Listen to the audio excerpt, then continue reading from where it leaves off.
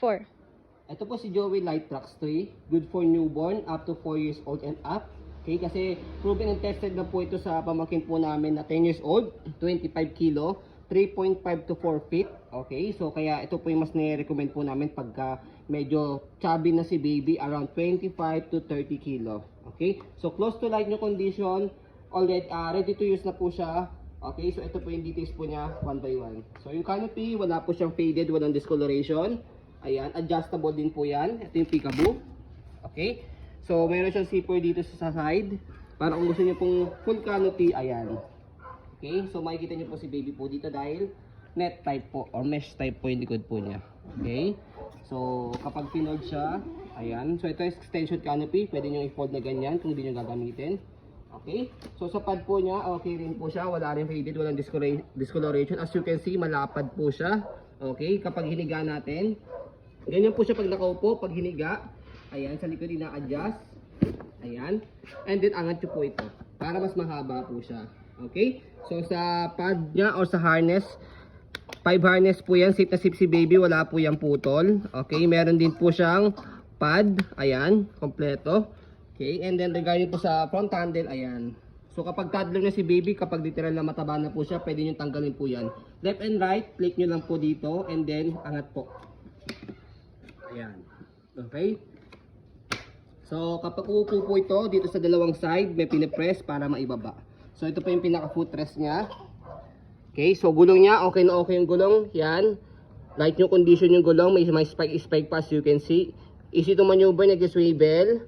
Okay, kung gusto niyo pong one way lang, i-hell si baby, baba nyo lang po yan. Okay, so ayan po yung pinaka body frame niya.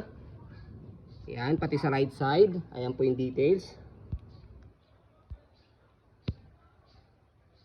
Okay, so gulong sa likod, okay na okay din, napakaganda din, parang hindi nagamit. Okay, so sa likod, ayan yung likod niya. So dito po siya ina-adjust. So press nyo po ito pag gusto nyo pong iupo, tapos atakin nyo po ito. Yan, pag naman po semi-recline o higa nyo po ito press and then pull down. Okay, so ayan. So sa gulong niya, sa kabilang side, okay na okay din po. Stopper niya, nakaka-connector na po yan, kaya isang tapak lang po dyan. Stop na siya. Angat lang po para mag-go. Ayan. Basket, napakalaki rin. Okay, marami kayong mailalagay. So kung may small puppy po kayo, pwede rin nyo rin po yan ilagay siya. Okay, para hindi na kayo bumili ng pet stroller. Ayan po yung body frame ng left side. Okay na okay din po siya. Ayan. Okay, so sa front handle niya, napakaganda rin na front handle niya. I mean ang handle niya, ayan. Okay. So before natin i-fold, stroll lang natin para makita nyo po na hello, ayan, nawala pong issue yung stroller natin, ayan. Hello. Okay, so kapag pinold po siya, ayan, hello baby, so ayan, so dito sa pinakagitna meron po kayo ipupush po dito and then hahatakin, hello, ayan, so hatak po ito and then etong kulay gray sa thumb nyo po. Lipi siya na yun. Yan, press, tapos baba. Kahit one hand fold lang po ito. Ayan. Tapos meron siyang lock dito sa gilid. Hello, ayan. Okay? So, pwede siyang hand carry, pwede siyang parang luggage type. So, ayan.